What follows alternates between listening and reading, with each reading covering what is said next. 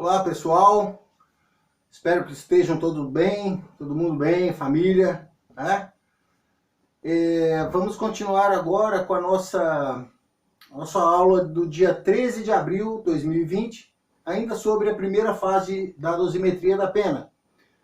Já recebi várias perguntas sobre os vídeos anteriores, na atividade que está postada lá no AVA. Já recebi várias perguntas e farei um vídeo amanhã respondendo as perguntas. Algumas já até respondi diretamente aos acadêmicos que me enviaram os e-mails, já respondi as perguntas. E outras vou responder amanhã, no vídeo de amanhã, que a gente vai fazer o fechamento da primeira fase da dosimetria, certo? Ainda valendo para essa aula de hoje. Muito bem, o que nós temos hoje? Nós temos o fechamento da primeira fase da dosimetria. Nós vimos que para calcular a pena, o juiz tem que passar por 3 fases da chamada dosimetria da pena. Na primeira fase, o juiz levará em conta as chamadas circunstâncias judiciais, aquelas 8 circunstâncias previstas no artigo 59 do Código Penal. Nós já passamos nos vídeos anteriores as circunstâncias, passamos uma por uma, o que são, né, como é que o juiz avalia, e agora vou fazer uma síntese daquilo que tecnicamente e efetivamente o juiz vai fazer para chegar ao final da primeira fase da dosimetria com a chamada pena base. Ele vai definir uma pena ao final da dosimetria, na primeira fase, ok? Muito bem. Nós vimos que cada circunstância judicial desfavorável ao réu significa desfavorável algo que fuja da normalidade da prática criminosa, certo? Aqui a gente tem que ter a ideia que a gente já está condenando, o sujeito já está condenado, nós estamos apenas calculando a pena. Não estamos aqui avaliando se ele vai ou não ser condenado, não. Aqui nós estamos apenas calculando a pena do sujeito que já foi condenado, ok? Muito bem. O juiz vai avaliar aquelas 8 circunstâncias e vai começar o cálculo. De onde eu começo o cálculo da pena, da primeira fase?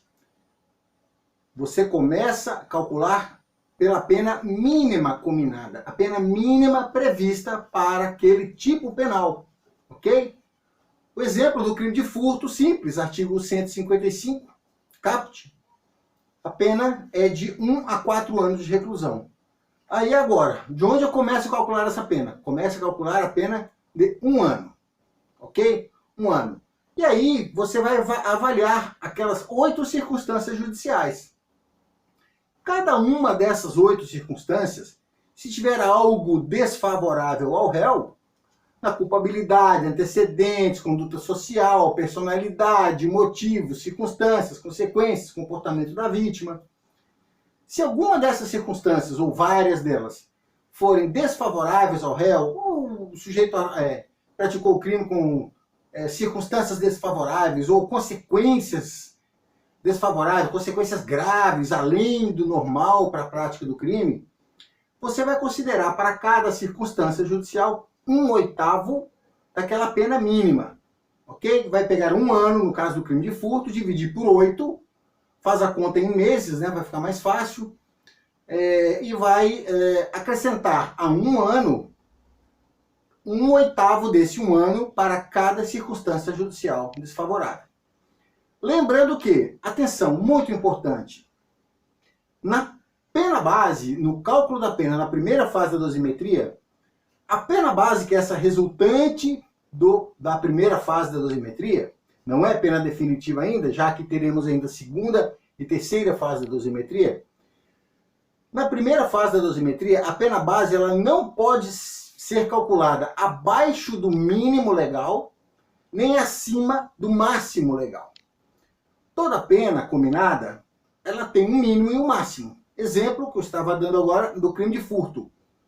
Reclusão de 1 a 4 anos. Crime de furto. Vamos supor que o sujeito tenha 2 circunstâncias desfavoráveis, apenas. 2 desfavoráveis. Então eu vou pegar aquele 1 ano, começo a calcular a partir de 1 ano, Vou calcular um oitavo de um ano, dividir esse um ano por 8, vai daí um mês e pouco de pena para cada circunstância desfavorável. Vamos considerar um mês, tá?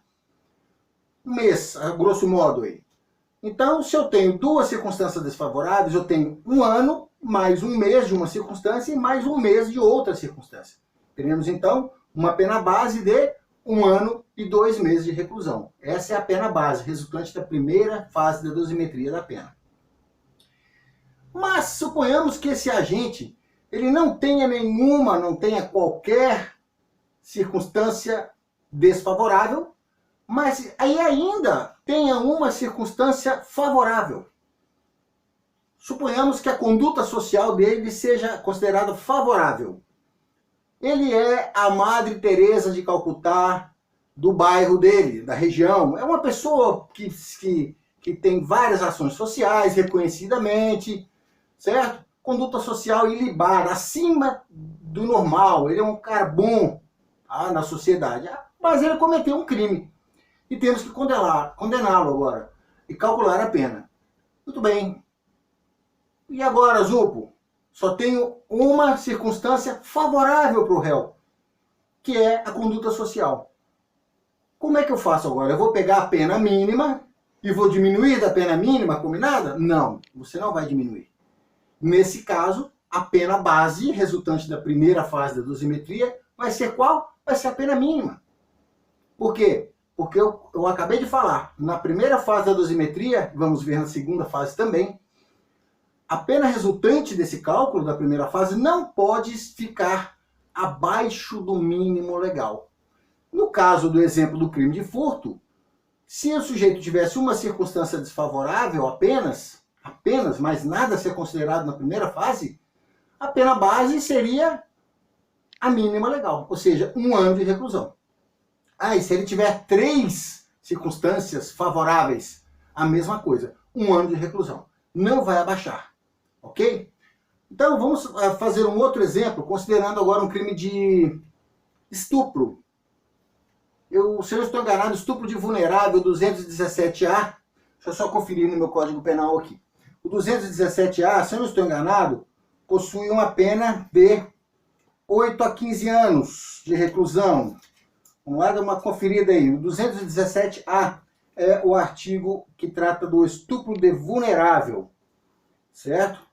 Estupro de vulnerável, 217A, exatamente, reclusão de 8 a 15 anos, ok? Tudo bem, reclusão de 8 a 15 anos. Temos que, pena mínima, 8 anos. Opa, esse agora ficou legal para calcular. Quanto é que vale cada circunstância judicial?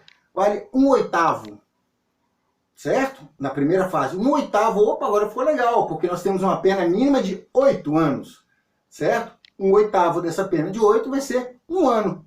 Então, cada circunstância judicial desfavorável, eu aumento 1 ano nessa pena mínima, que é a que eu vou utilizar para começar o cálculo. Suponhamos, então, estamos calculando a pena do sujeito que acabamos de condenar pelo crime de estupro de vulnerável, certo? O sujeito fez alguma maldade de natureza sexual, claro que esse crime a gente vai aprender tudo sobre ele lá no Penal 4, mas atentou contra a dignidade sexual de uma criança, certo? E foi condenado pelo crime de estupro de vulnerável. Começamos a calcular a pena agora. Pena combinada, 8 a 15 anos, ok? Muito bem. E descobrimos no cálculo da pena que ele tem 2 circunstâncias desfavoráveis. Fomos verificar e nós temos, por exemplo, antecedentes e motivos. Certo? Antecedentes. Esse sujeito já foi condenado há 15 anos atrás, por um crime de furto, cumpriu a pena, não é mais reincidente, mas ele é portador de maus antecedentes, antecedentes desfavoráveis. E motivos. Suponhamos que o juiz, durante a instrução processual, descobriu que esse sujeito que praticou esse ato libidinoso contra essa criança o fez para ofender a mãe da criança. Uma ex-namorada que não queria reatar o relacionamento. Então ele resolveu fazer uma maldade com essa menina, certo? De natureza sexual, para se vingar da mãe da menina. Então nós temos o quê? Um motivo desfavorável. Por que o sujeito praticou esse crime de estupro de vulnerável? Simplesmente para atingir a mãe da menina. Nem foi para satisfazer os seus desejos de natureza sexual, mas tão somente para ofender a mãe da criança. Então nós temos aí antecedentes e temos motivos desfavoráveis. Nós temos duas circunstâncias judiciais desfavoráveis. Pena mínima, 8 anos. Quanto vale cada circunstância desfavorável? 1 ano. Eu tenho duas circunstâncias desfavoráveis, então eu tenho que somar a pena mínima 2 anos. Então eu vou colocar 8 anos da pena mínima combinada, mais 1 ano para cada circunstância judicial desfavorável, deu 2 anos. Pena base deu 10 anos de reclusão. Ok? Essa é a pena resultante da primeira fase da dosimetria da pena. Ainda temos a segunda e terceira fase. O juiz vai determinar a pena base de 10 anos de reclusão. E vejam só, o juiz, ao considerar qualquer circunstância judicial favorável ou desfavorável para o agente, certo? Também poderia ter, nesse caso que eu acabei de dizer, uma circunstância favorável ao agente, poderia diminuir um pouco a pena, aumentar pelas duas desfavoráveis e depois diminuir por uma favorável, se for o caso. Qualquer circunstância que o juiz utilizar para aumentar ou para diminuir a pena, ele deve fundamentar na sentença. Ou seja, quando ele aumentou a pena, utilizando a circunstância do artigo 59, chamada motivos, ele tem que dizer por que ele está aumentando a pena em mais 1 ano por conta dessa circunstância motivos. Ele vai dizer, motivos, ficou comprovado no processo que o agente acabou atingindo a dignidade sexual da criança tão somente para ofender, para magoar ou para se vingar da mãe da criança, que foi uma ex-namorada que lhe deixou. O juiz tem que dizer, certo? Ele tem que fundamentar o porquê ele está aumentando a pena, ok? Muito bem. Então, temos agora um fechamento dessa primeira fase da dosimetria da pena, ok? Amanhã estaremos disponibilizando um vídeo, ou 2, ou 3, quantos forem necessários, para eu falar sobre as dúvidas, certo? As dúvidas, as perguntas que vocês me enviaram por e-mail sobre essa primeira fase da dosimetria da pena, ok? E na semana que vem, vou deixar no ambiente virtual de aprendizagem todas as informações sobre a nossa avaliação. A nossa primeira avaliação é como vai ser feita e os valores, pesando trabalhos que já foram enviados, as perguntas que foram enviadas e também a avaliação em si que será feita, ok? Então, até o próximo vídeo. Muito obrigado a todos. Um forte abraço do professor Zu.